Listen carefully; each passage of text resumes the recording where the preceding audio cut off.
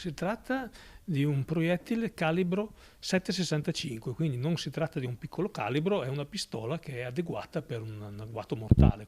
Chi ha sparato i 2 colpi di pistola contro il 37enne kosovaro raggiunto all'alba sotto casa voleva uccidere. Uno dei 2 colpi sparati dallo scooter in corsa lo ha raggiunto all'addome. La pistola usata, una calibro 7,65 come questa, una semiautomatica ad alta precisione. L'addome è un'area vitale dove il proiettile potrebbe anche provocare la morte, soprattutto se dovesse recidere un grande vaso sanguigno. Un agguato ancora senza un movente, gli spari uditi da diversi testimoni, poi la fuga verso Piavon.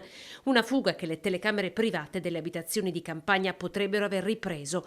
Tutti i protocolli sono stati attivati, si indaga a 360 gradi, occhi puntati sulla comunità kosovara. Importanti potrebbero rivelarsi le dichiarazioni rese dalla moglie dell'uomo, che subito al rumore degli spari lo ha soccorso in strada, coprendolo con questo piumino fino all'arrivo dei soccorsi. La vittima non ha ancora reso alcuna dichiarazione. Le sue condizioni però sono buone e potrebbe essere dimesso in tempi brevi. È stato operato ieri pomeriggio, le sue condizioni in questo momento sono stabili, non pare in pericolo di vita.